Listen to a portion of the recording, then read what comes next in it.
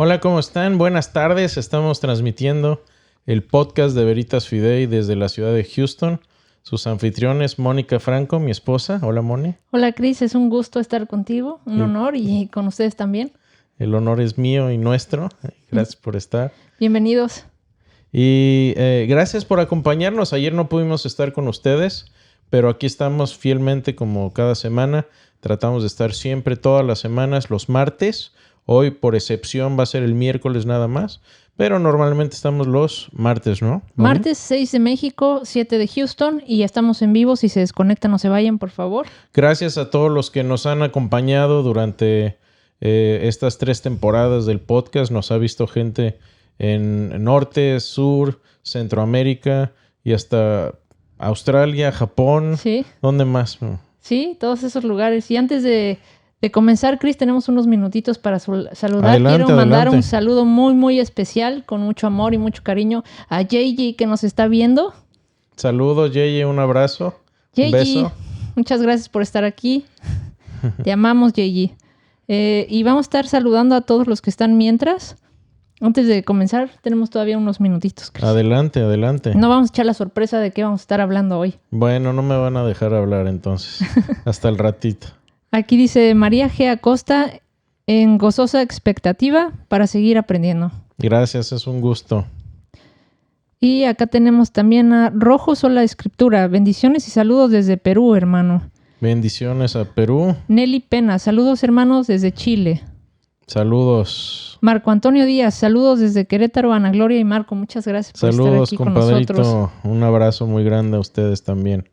Tenemos también María G. Acosta, dice bendiciones para ustedes. Cris y Moni, muchísimas gracias. Gracias, María. Lalo Lara, Jesucristo les bendiga poderosamente. Saludos, Lalo. Igualmente, una Cris, bendición. Quería hacerte una petición muy, muy especial.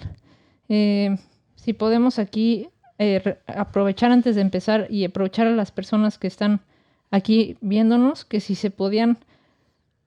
nos podían ayudar a hacer una oración, a unirse en oración.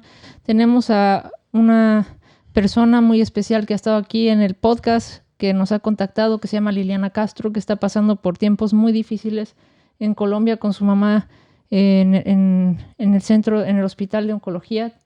Y quería ver si puedes hacer una oración aquí para ella, para su familia, y aprovechando todos los que están, que se unan en esta oración. Adelante. Señor bendito, queremos humildemente acercarnos a ti y acercarnos pidiéndote por Liliana Castro. Señor, tú sabes muy muy bien de ella, tú la conoces. Tú conoces la situación que está viviendo ya con su mamá de salud.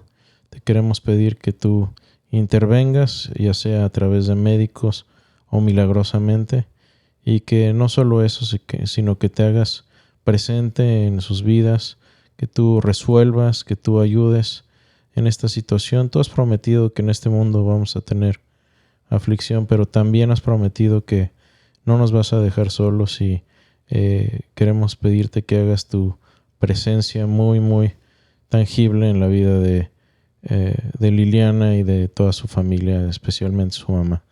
La bendecimos y te agradecemos por estar ya trabajando en esta situación. En nombre de Jesús.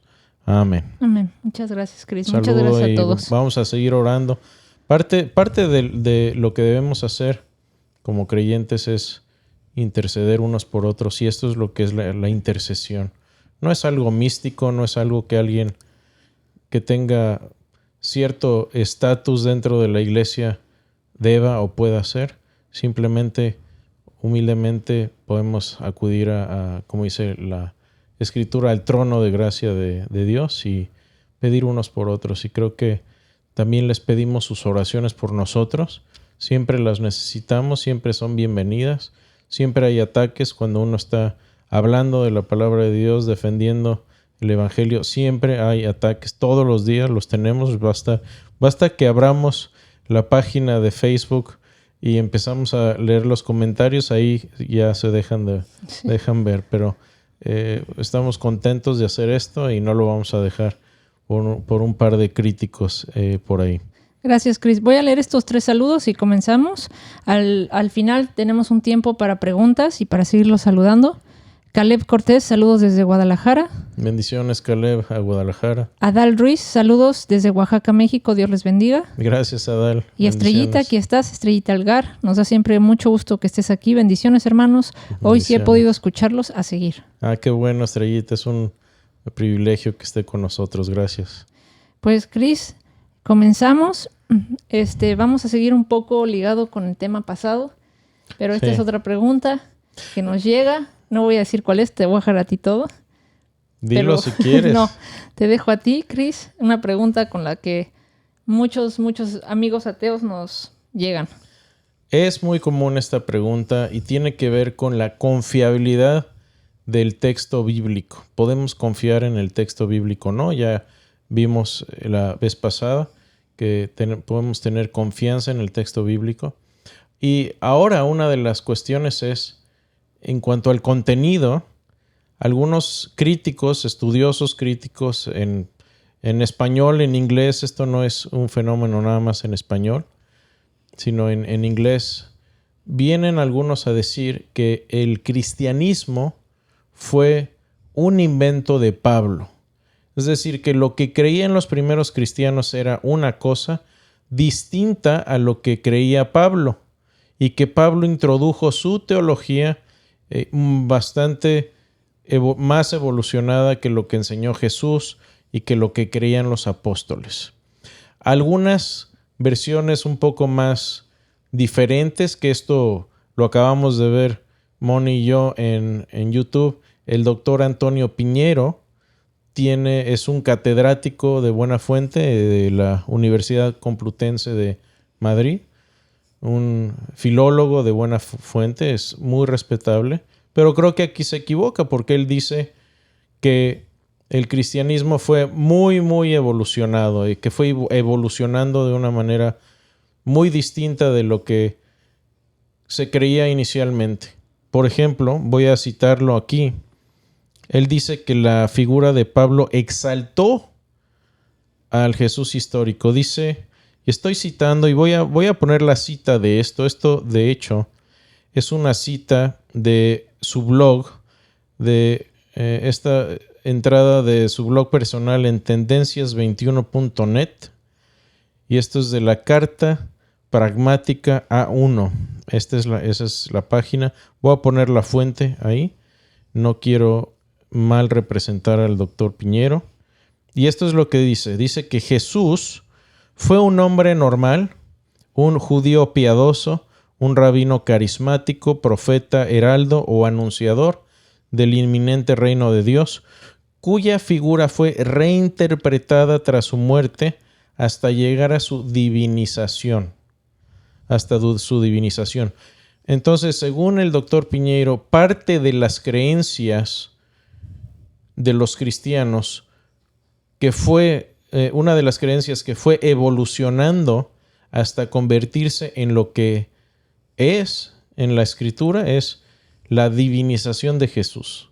Y esto lo dice también gente como el doctor Bart Ehrman. Dicen que en los escritos más primitivos, los más cercanos a Jesús y lo más cercano a los primeros apóstoles, que la figura de Jesús era muy normal, muy humana, y que después fue muy divinizado, ¿sí? Bueno, hoy y probablemente en la próxima sesión, la próxima transmisión, Moni, vamos a hablar de esto, pero dime tú qué opinas de... Y esto aplica también a la resurrección, que la resurrección fue un invento tardío, que fue agregado, Jesús fue exaltado, ¿no? Y dentro de esta exaltación viene también la idea de resurrección, ¿no? ¿Qué opinas? Pues, Cris, ¿qué opino de que Piñero dice eso sobre Jesús, de que Pablo inventó el cristianismo? Pues a mi mente viene, primero Pablo tendría que renunciar a su estatus, que tenía muy buen estatus, y decir, bueno, pues ya vi cómo crucificaron, cómo azotaron a un hombre, cómo lo destazaron. Yo quiero de eso. Sigo yo, ¿no? Yo quiero eso. Lo que le pasó a Jesús y a sus apóstoles, yo quiero más de eso. Sí, y aparte, pues voy a inventar una religión del cuate que tanto perseguí y que acaban de matar, ¿no? Suena muy lógico. De hecho, me acordé de un video que, si me permite, lo puedo pasar aquí. Adelante, veámoslo. Are we all here? I need 100% participation for this to work. Yeah, everyone's here. All 12. 11. 11 of us. What's the plan? Well, as you know, Jesus is dead. But stick with me, okay? Stick with me. I have a plan. We are going to steal his body. Okay, I'm tracking with you. What's next? And then we're going to tell the whole world that he rose from the dead. Oh, you know I'm in. I love it already. All right, classic. Then what? And then we're all going to get brutally murdered. Wait. Come again. Could you go over that last part real quick? So what? We get murdered. What's the problem? I like it. I like it. I mean, don't get me wrong, Pete. I love me a good hoax as much as the next guy, right? What's in it for us? Do we all get riches, fame, and fortune first, right? No, get this. You're going to be hated, persecuted, and reviled for the rest of your life.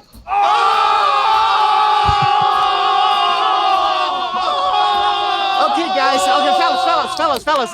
Look, I gotta be missing something here, right? Okay? I mean, why on earth would we do this? Can we start over? Oh, okay. We'll start from the beginning. Everybody, for John, the beloved disciple. So, okay. We go down to Jesus' tomb. Sounds good. This is really easy. Then we pay off the Roman soldiers that are guarding the tomb with their lives. Why would they do that? Then we somehow roll away the big stone that's in front of the tomb. Obviously, you have to move the rock first. Duh. And then we steal his body. Yeah, I mean, I guess. Then we tell the whole world that he rose from the dead, and we get brutally murdered for our troubles! Epic break, bro. Peter, you rock! Okay, guys. Okay, and then what? Then we all get killed. Come on. When do we see ourselves become exalted and praised? That's just it. You don't!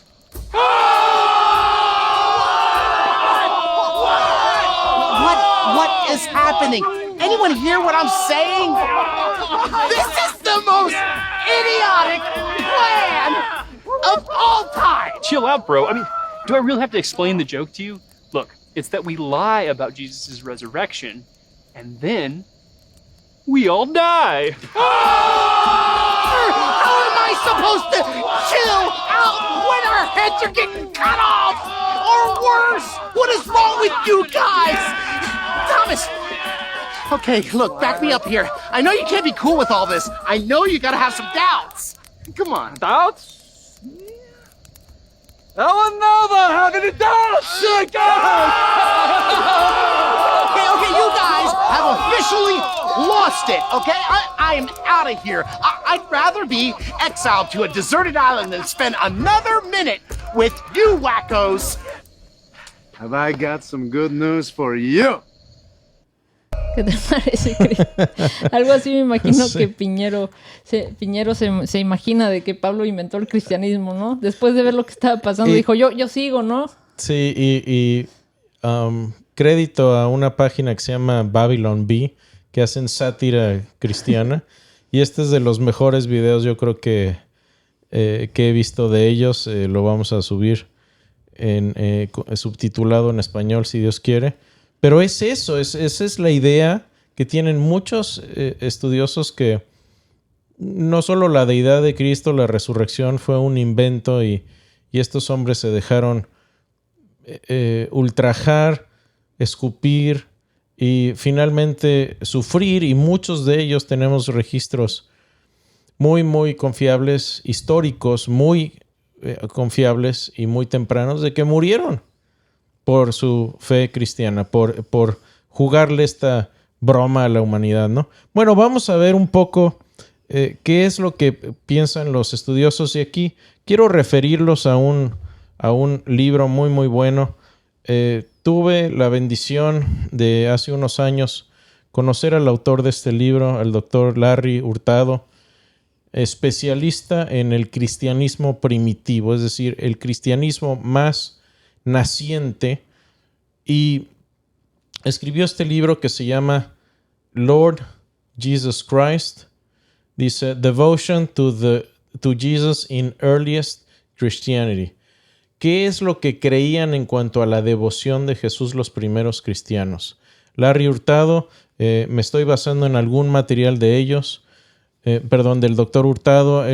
Tuve el gusto de conocerlo aquí en persona, una cátedra que dio, y ahorita voy a citarlo varias veces, pero lo que creen estos estudiosos como el doctor Piñeiro, como Bart Ehrman, que la figura de Jesús fue reinterpretada y divinizada y la resurrección fue también reinterpretada, me parece falta de evidencia y no es lo que enseña la Escritura, simplemente viéndola de manera casual y simple, pero con cuidado. Lo vamos a analizar. Entonces, para ver si esto es cierto, Moni, tenemos que ver cuáles son las creencias cristianas más antiguas y luego ver si esto coincide con Pablo o si Pablo está jugándonos aquí magia y sacándose sus escritos de la manga y sus creencias acerca de Jesús de la manga. Y bueno, vamos a ver algunos escritos que vamos a sacarlos, algunos de ellos, por ejemplo, de escritos de Pablo, pero que Pablo está citando. Es decir, Pablo en sus cartas tiene material que él mismo dice que no es suyo, que lo está citando de otras fuentes. Y bueno, uno de los más famosos, y vamos a ver que Pablo no inventó nada nuevo, las creencias básicas cristianas ya existían cuando Pablo entra en escena. Y tenemos, por ejemplo, el credo de 1 Corintios 15, 3 al 7, si me permiten leerlo. Este es un pasaje muy, muy importante y muy, muy temprano. Dice, porque yo os entregué en primer lugar lo mismo que recibí, que Cristo murió por nuestros pecados conforme a las Escrituras, que fue sepultado y que resucitó el tercer día conforme a las Escrituras, que se apareció a Cefas y después a los 12, luego se apareció a más de 500 hermanos a la vez, la mayoría de los cuales aún viven, pero algunos ya duermen. Después se apareció a Jacobo o Santiago en algunas otras traducciones, es decir, al hermano de Jesús, luego a todos los apóstoles. Entonces, aquí cuando Pablo presenta este reporte de lo que él recibió de otros, a saber que Cristo murió por nuestros pecados según las Escrituras, que fue sepultado y que resucitó al tercer día y que se apareció, esas cosas se deben tomar seriamente, porque esto los estudiosos saben y coinciden que esto es un credo prepaulino. ¿Qué quiere decir esto? Quiere decir que Pablo obtuvo esto cuando él dice, yo os entregué en primer lugar lo que yo mismo recibí. Es una fórmula para citar tradición, es decir, Pablo está diciendo, voy a citar algo que yo recibí de otros y esto es lo que les voy a compartir.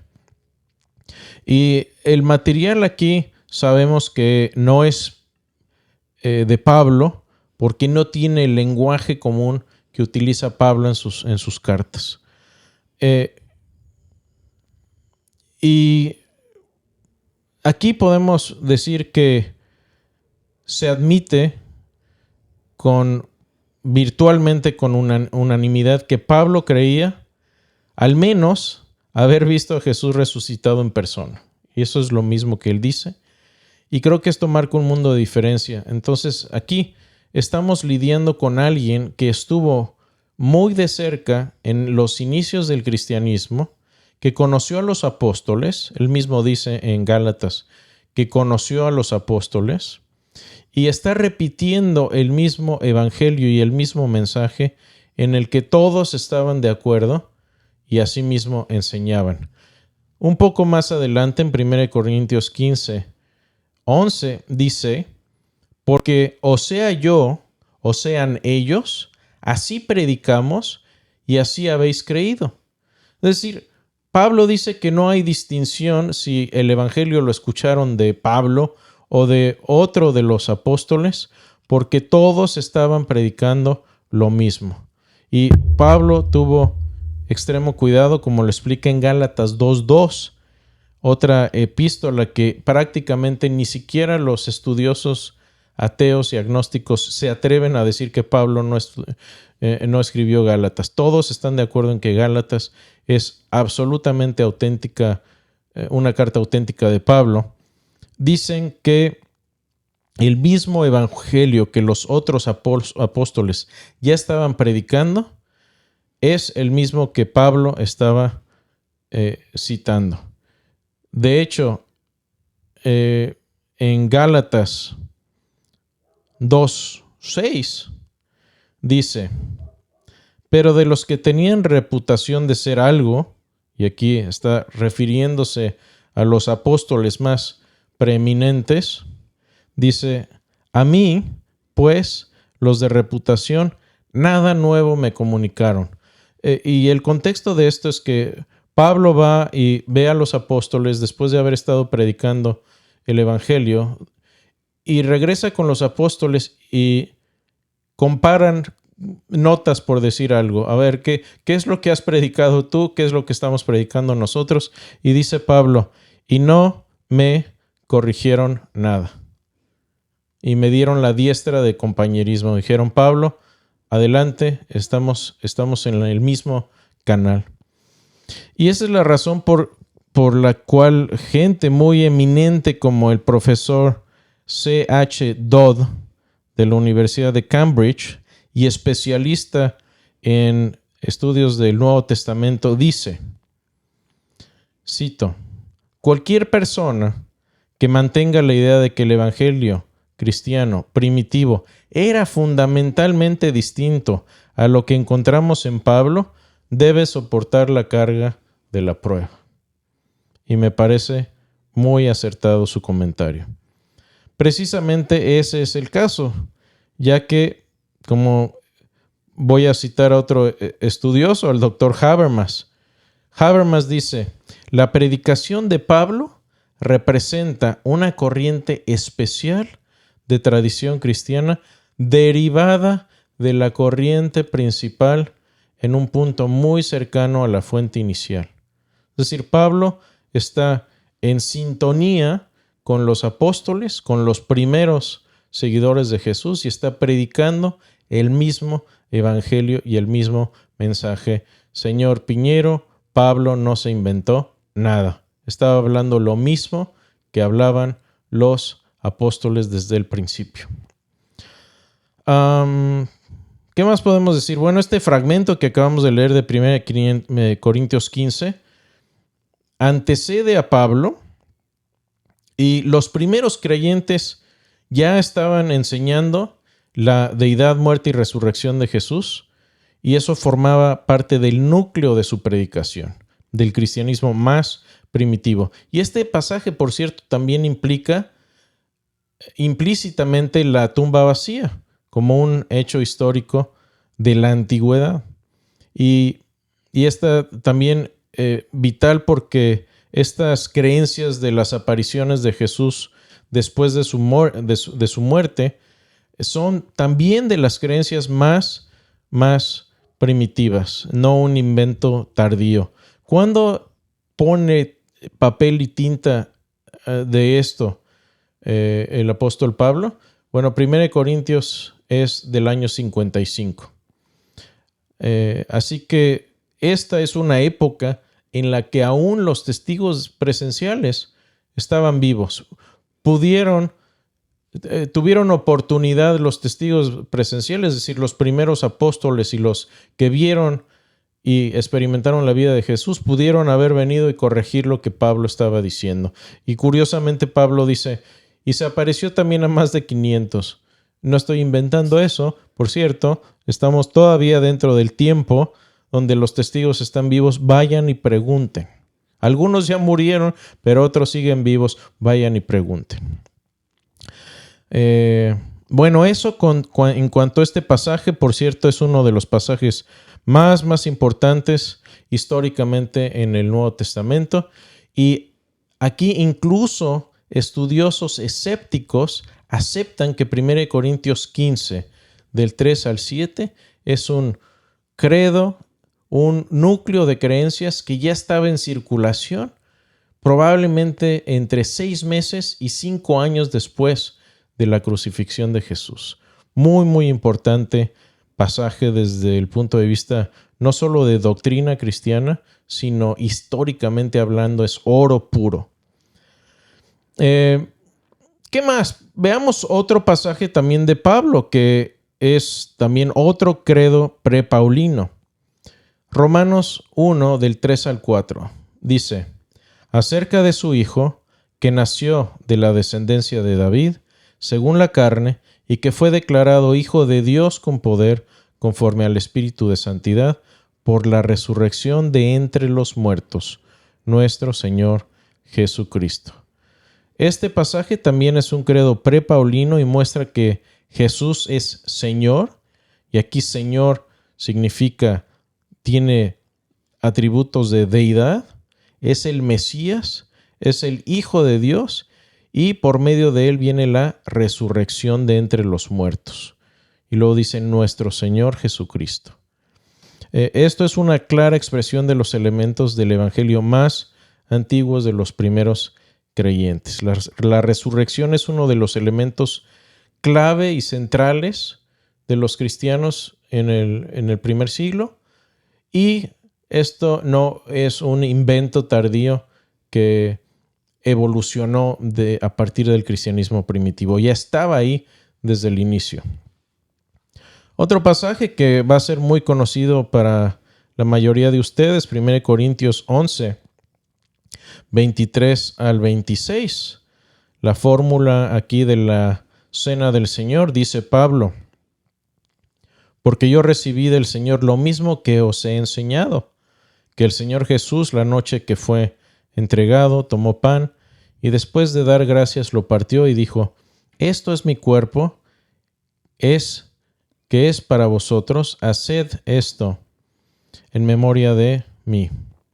De la misma manera tomó también la copa después de haber cenado, diciendo: esta copa es el nuevo pacto en mi sangre, haced esto cuantas veces la bebáis en memoria de mí.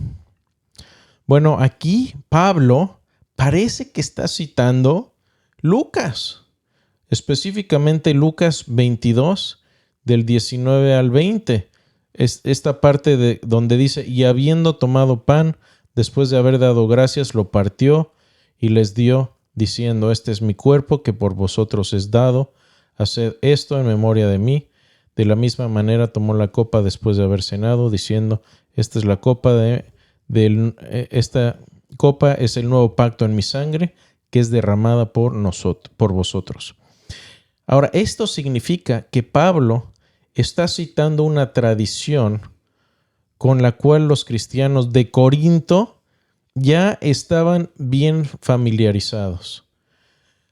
Para el año 55 que Pablo escribe esta carta, la gente en Corinto ya está familiarizada con esta fórmula, y esta fórmula es también escrita en Lucas, y parece que Pablo está citando del Evangelio de Lucas.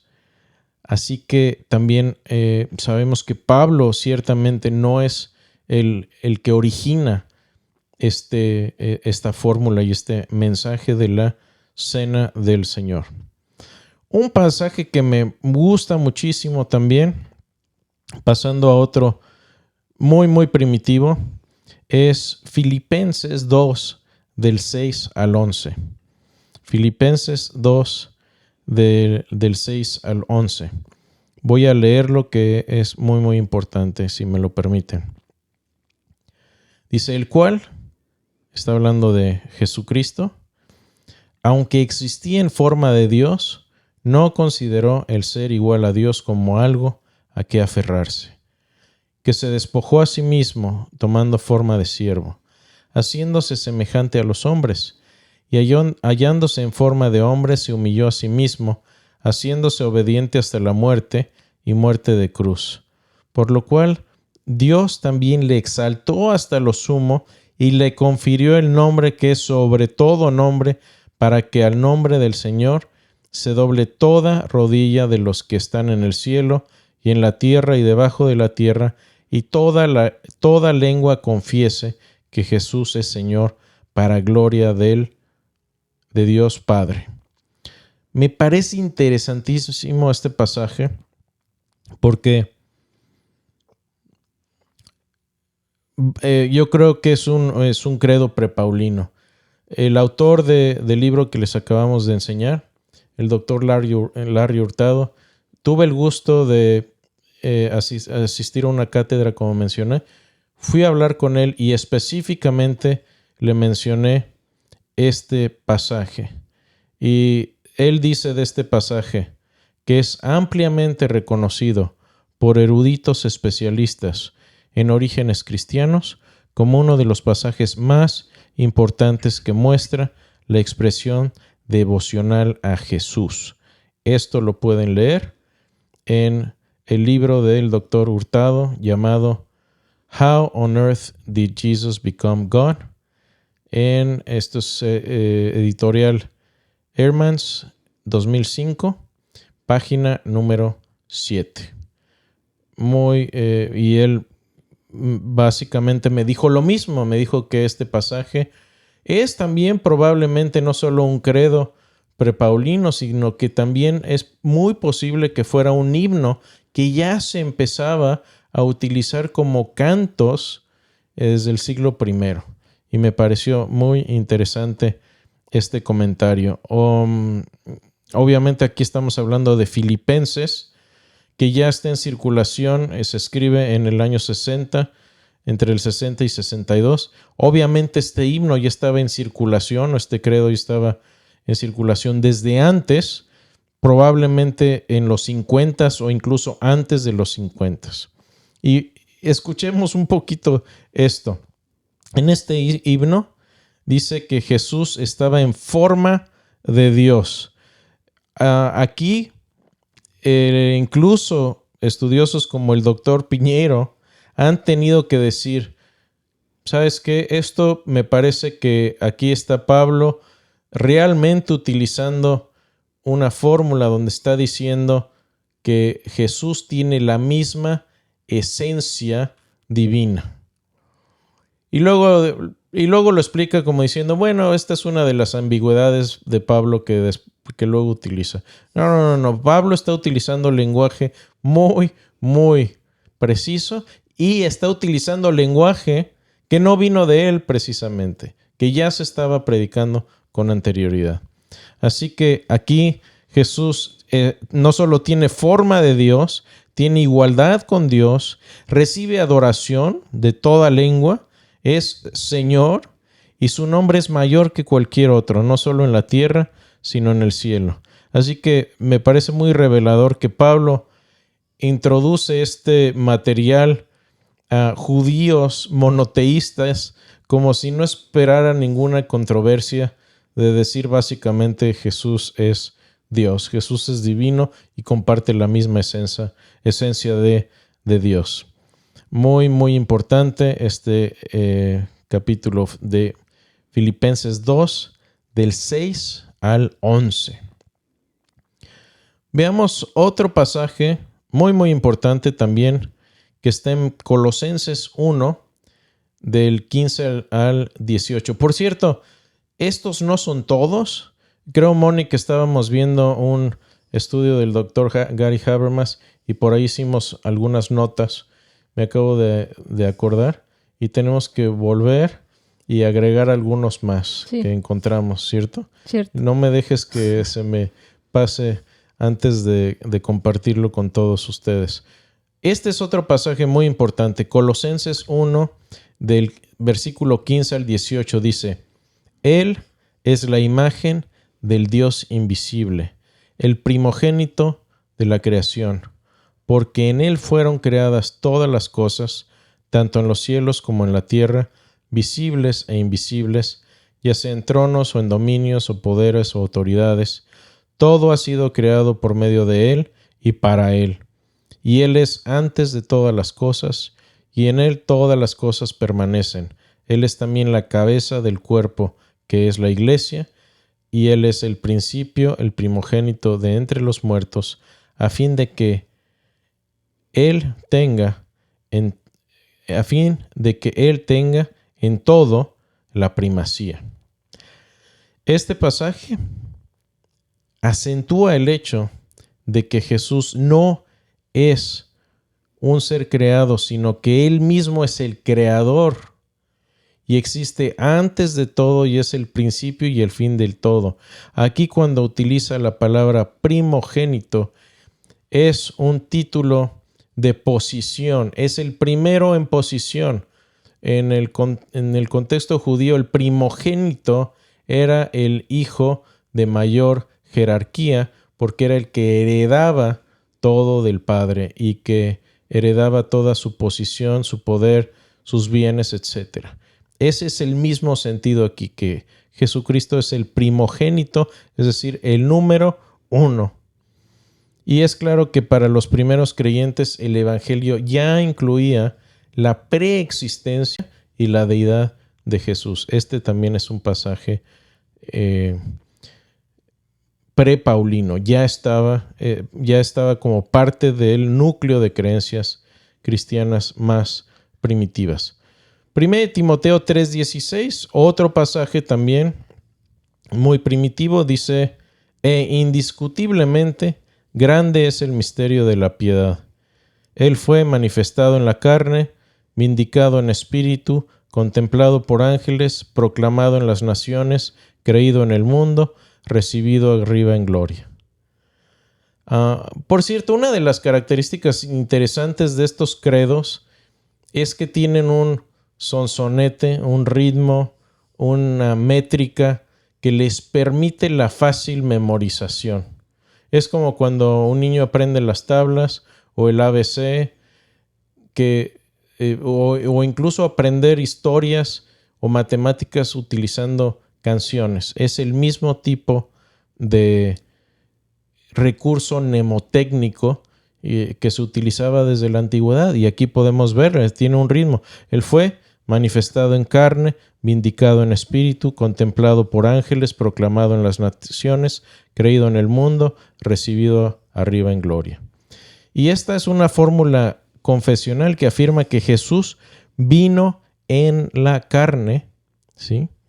Es decir, que no existía anteriormente en la carne, sino que, como dice Filipenses, Jesús toma, la segunda persona de la Trinidad, el Hijo, toma una naturaleza adicional a su naturaleza divina, y dice que fue contemplado por ángeles, lleva implícita aquí su resurrección. Así que tanto la encarnación como la resurrección y la ascensión de Jesús forman parte de las creencias cristianas más primitivas. Veamos otro. Aquí es un pasaje un poquito más largo, pero este ya no es de Pablo, ya es de Pedro. Es 1 Pedro 3, 18 al 22. Dice: porque también Cristo murió por los pecados una sola vez, el justo por los injustos, para llevarnos a Dios, muerto en la carne, pero vivificado en el Espíritu, en el cual también fue y predicó a los espíritus encarcelados, quienes en otro tiempo fueron desobedientes, cuando la paciencia de Dios esperaba en los días de Noé, durante la construcción del arca, en la cual unos pocos, es decir, 8 personas, fueron salvadas por medio del agua. Y correspondiente a esto, el bautismo ahora os salva, no quitando la suciedad de la carne, sino como una petición a Dios de una buena conciencia, mediante la resurrección de Jesucristo, quien está a la diestra de Dios, habiendo subido al cielo después de que le habían sido sometidos ángeles, autoridades y potestades. Ok, no vamos a hacer una exégesis de este pasaje porque ya veo algunos. A ver, dice aquí que Jesús bajó a predicar. ¿Qué quiere decir que bajó a predicar? Quiere decir aquí que el bautismo salva. No vamos a hacer una exégesis del pasaje, pero vamos a ver unas características muy importantes del tema que estamos viendo. Porque este pasaje afirma muy claramente varias cosas. Primero, que Jesús murió y que fue justo. Que murió y que fue justo. Segundo, que su muerte es suficiente para perdonar los pecados de los injustos. Tercero, que aunque estuvo físicamente muerto, su espíritu siguió vivo. Y número 4, que resucitó, subió al cielo, está a la diestra de Dios y tiene autoridad. De nuevo aquí, la muerte, deidad y resurrección de Jesús salen a relucir en este pasaje muy primitivo. Así que, en resumen, la muerte, resurrección y autoridad, deidad de Cristo, es decir, aquí estar a la diestra de Dios, no son inventos tardíos ni de Pablo, ni de obispos posteriores, ni nada por el estilo. Son las creencias cristianas más primitivas. Otro pasaje aquí que tampoco es de Pablo está en Juan, en Primera de Juan, en la epístola Primera de Juan 4, 2. Dice: En esto conocéis el Espíritu de Dios. Todo espíritu que confiesa que Jesucristo ha venido en carne es de Dios. Esto también es una confesión muy temprana de la iglesia y que implica esta confianza activa y no solo una afirmación intelectual de que Jesús fue un personaje de carne y hueso, un personaje histórico y que vino encomendado directamente por Dios. No es un invento tampoco de la iglesia. Por cierto, este pasaje tiene que ver con esta idea de que algunos dicen con la herejía del docetismo. El docetismo era una herejía que surgió a finales del siglo I y principios del siglo II, donde Jesús no es un personaje de carne y hueso, sino que es un personaje que parece de carne y hueso. Es un ser espiritual, pero parece de carne y hueso. Ese es el docetismo. Y aquí ya se veía que estaban los apóstoles viendo algunos indicios de estas ideas que son ideas heréticas y son ideas que estaban ya circulando en el siglo I de los gnósticos. Esto es una idea gnóstica. Y este pasaje es en distinción y en oposición directa a oponerse a esta idea del docetismo ya desde el siglo I. Hagamos una pausa aquí. Moni, ¿cómo estamos de tiempo? Tenemos 20 minutitos más. Si quieres, para continuar la clase que sigue y pasar a las preguntas, Chris, ¿o quieres continuar? Me gustaría que diéramos tiempo a todas las personas que se han dado a la tarea de estar con nosotros. Todavía no hemos terminado de recorrer todos los pasajes primitivos donde tenemos estas creencias. Los vamos a seguir mencionando y estudiando. Pero bueno, vamos a hacer una pausa aquí y ¿por qué no respondemos un poquito a todas sus inquietudes, dudas, comentarios, etcétera? Gracias, Chris. Waldo Guerra, saludos desde Colombia. Saludos, Waldo, bendiciones. Armando Aguilar, saludos desde Zacatelco, a Tlaxcala. Dios los bendiga y sigan cumpliendo con la encomienda que Dios les ha encargado presentar. Defensa con mansedumbre para todo aquel que demande argumentos de nuestra fe. Amén. Citando ahí 1 Pedro 3:15. Gracias. Saludos a Tlaxcala. Sí, a Armando Aguilar. Gracias, Armando. Bendiciones para ti también. Jaciel Terrazas, Dios los bendice. Excelente tema. Saludos desde Gómez Palacio. Perfecto. Muchas gracias. Bendiciones. Aquí hay una pregunta Ajá. que se me hizo excelente. Selvin Ávila. Ok. No sé si te dé tiempo A de ver. responder esto, pero creo que es muy importante y muy buena pregunta. Ujú, Chris Dupont, ujú. ¿cuál es la principal razón por la que no eres católico? Ok. Muy sencillamente voy a mencionar dos cosas y las voy a mencionar brevemente porque ya las he mencionado en detalle por escrito. Pero uno es que, a ver, es mucho lo que tenemos en común y lo que tengo yo en personal en común con los católicos. Por ejemplo, creemos en la resurrección. De hecho, yo no tengo problema en recitar como míos básicamente la mayoría de los credos apostólicos. De hecho, los he utilizado en historia de la iglesia para defender que las ideas básicas del cristianismo primitivo, cuando empiezan a surgir los credos, no son ideas que salen al vacío de la escritura, salen muy apoyados en escritura. Pero hay dos áreas en las que no estoy de acuerdo con la Iglesia Católica Romana. El primero de ellos es el canon de la escritura. En el Concilio de Trento, la Iglesia Católica agregó, ¿sí? Estoy teniendo mucho cuidado en decir lo que sucedió porque sí los agregó.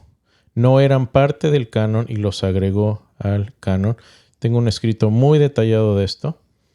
Y no solo agregó varios libros al Antiguo Testamento, sino que también produjo un anatema.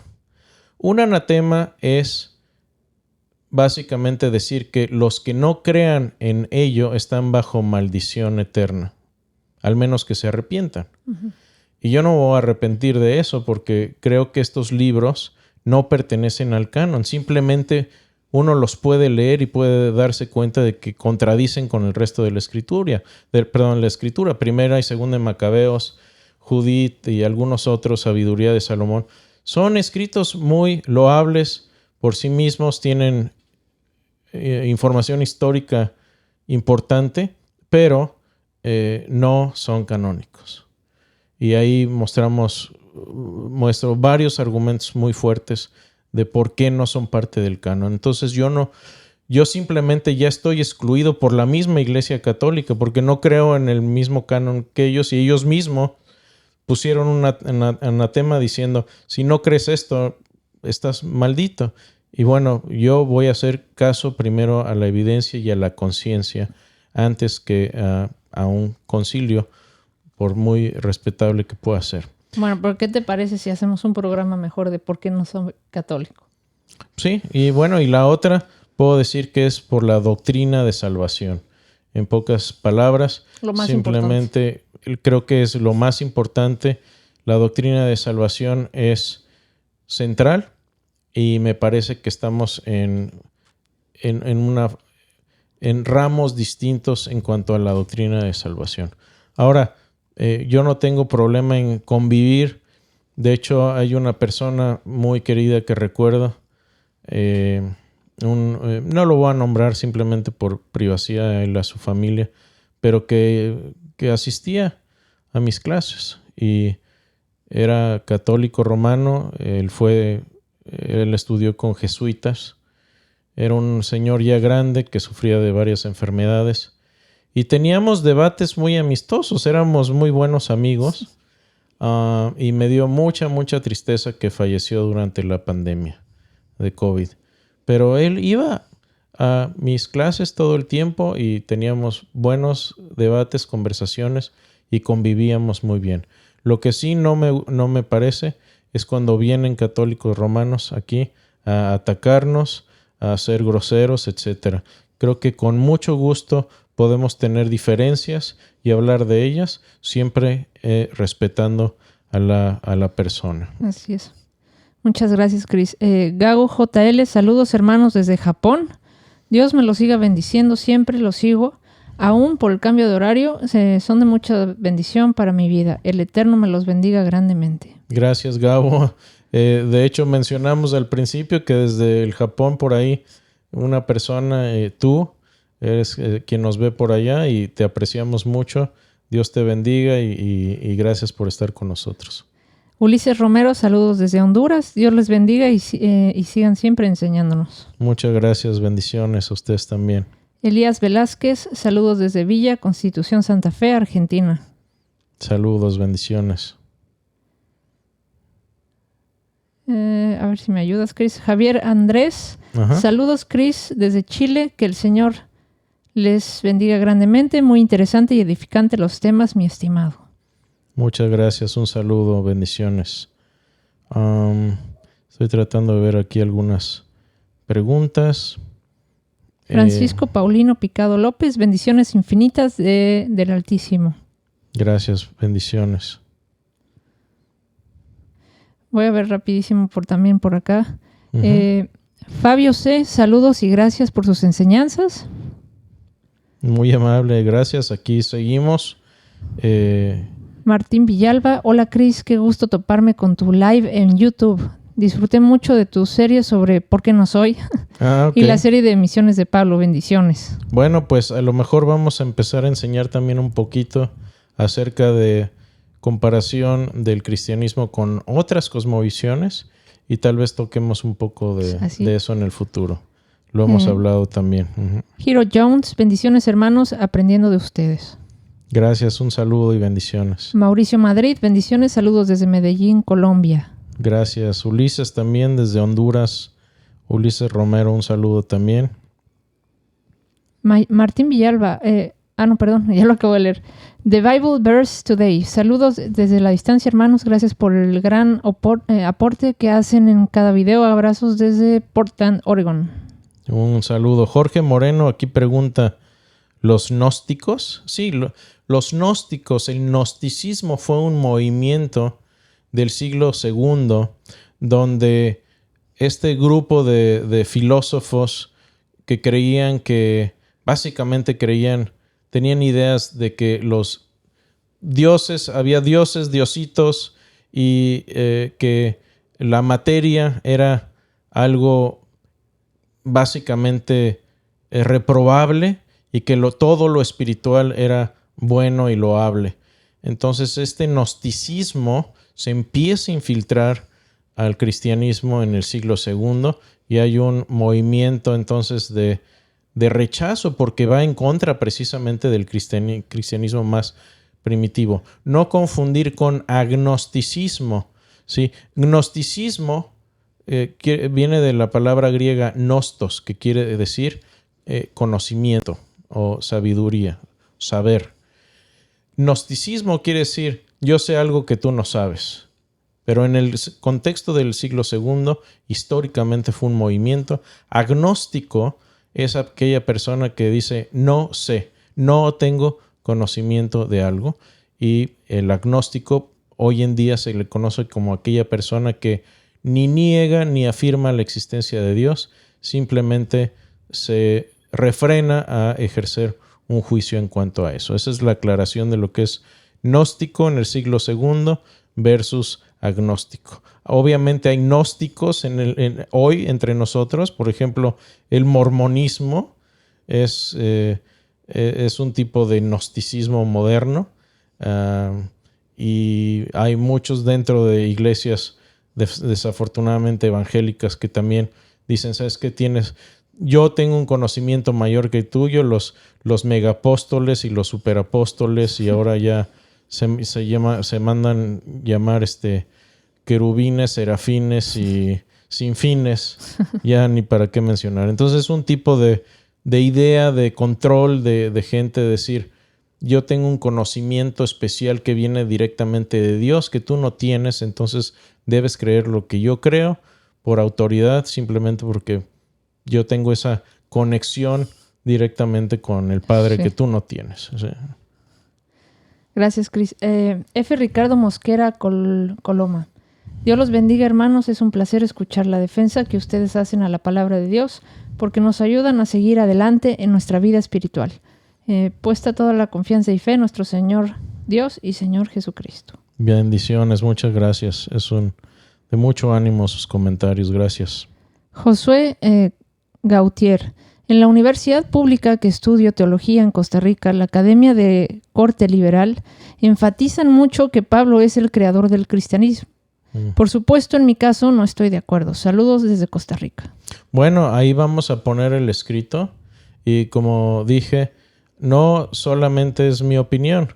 Tenemos gente como el doctor Larry Hurtado y muchos otros escritos del doctor Habermas, donde ya podemos ver el cristianismo primitivo exaltando a Jesús de manera divina. De hecho, Larry Hurtado dice, el cristianismo primitivo también tiene la cristología más alta. Es decir, mientras más te apegas al cristianismo original, más verás a un Jesús glorificado, deificado y exaltado y resucitado.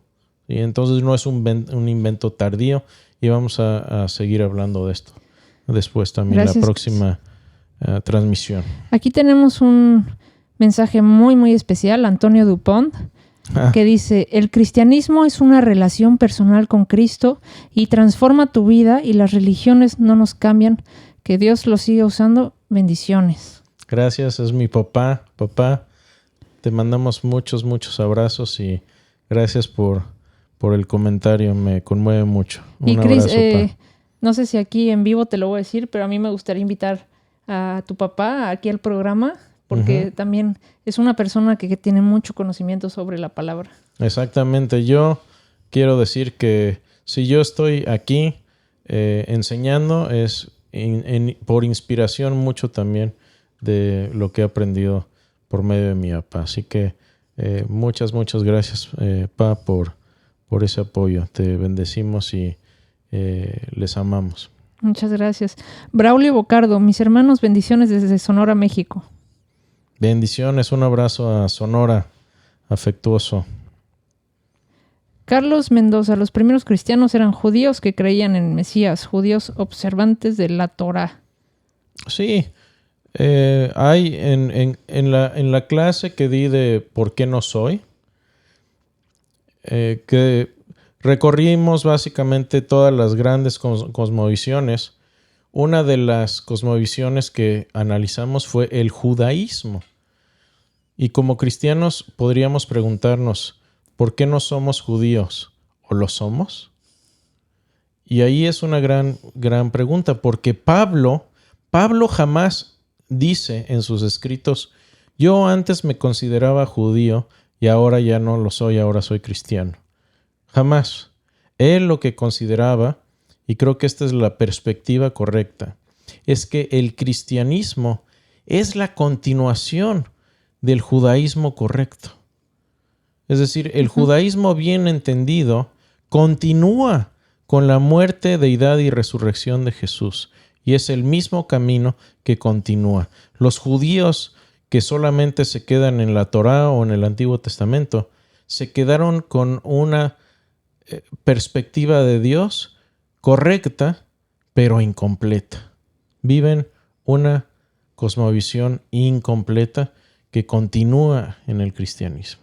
Entonces Pablo diría, soy fariseo de fariseos, lo dijo, soy hebreo, etcétera, etcétera, pero esta es la continuación.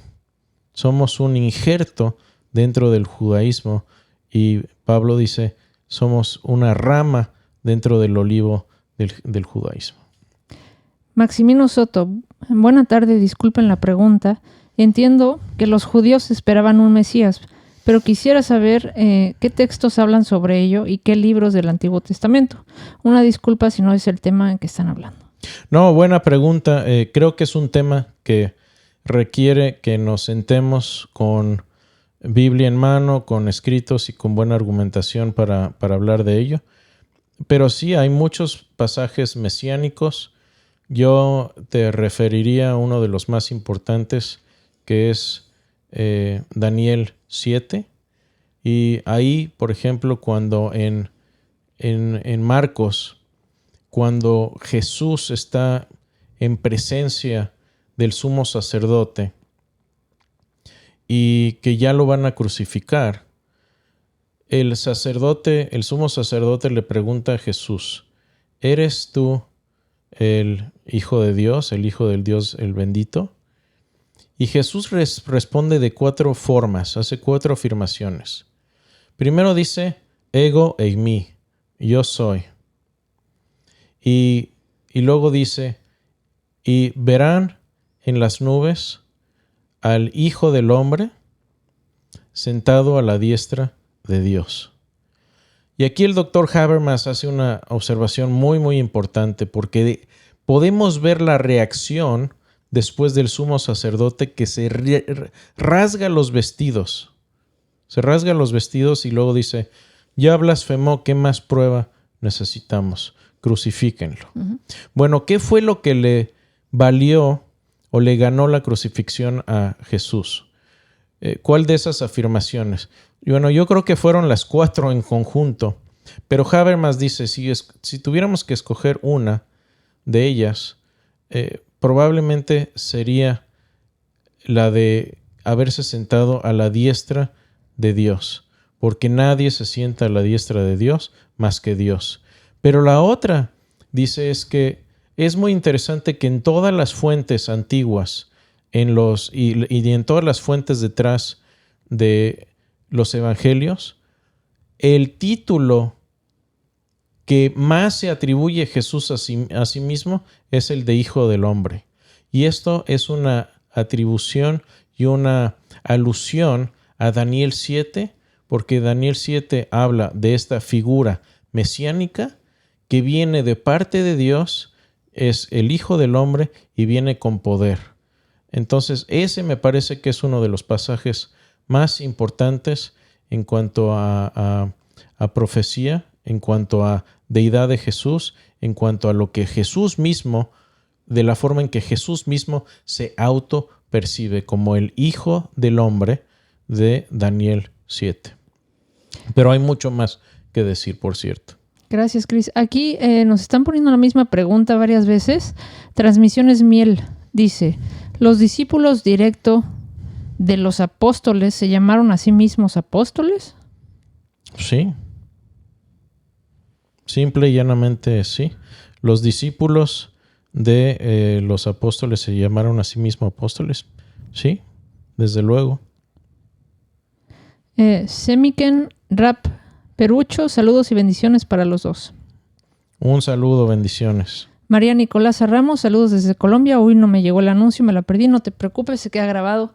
Facebook y YouTube, no te preocupes. Y una disculpa de nuevo, estamos transmitiendo en miércoles de manera excepcional. Nada más normalmente hoy. Sí, normalmente es los martes a la misma hora. Así es, Chris. Pues se nos ha acabado el tiempo, pero vamos a contestar a todos ustedes aquí en los comentarios. Y antes de irnos, quisiera hacer una oración, Chris, para cerrar. Desde luego, y adelante. También para que lleguen bien los viajeros. Sí, tenemos familia viajando, así que vamos a desearles también un buen viaje. Señor, gracias por la bendición de poder abrir tu palabra, estudiarla, de poder saber que lo que Pablo enseñó y lo que los primeros apóstoles creyeron es lo mismo, Señor, que tú estuviste entre ellos en carne, que resucitaste, que estás a la diestra de Dios y que no solo eso, nos esperas y vas a volver por tu iglesia, Señor. Eso lo creemos. Ayúdanos a tener una gran perspectiva presente en esta vida de la gran gloria que nos espera. Te pedimos por la gente que está pasando sufrimiento grande en estos momentos, como Liliana. Te pedimos que bendigas toda su casa y a ella en estos momentos, y ayuda también a que lleguen con bien todos los que están viajando, sobre todo los viajeros que tenemos en familia, Señor. Bendice este tiempo, bendice el resto de esta semana y bendice a cada una de las personas que nos ven, nos escuchan o que escucharán este mensaje también. En nombre de Jesús, amén. Muchísimas gracias, Cris. Gracias, Moni. Un honor siempre El honor es mío. compartir contigo. Gracias. Gracias a todos. Dios los bendiga. Hasta luego.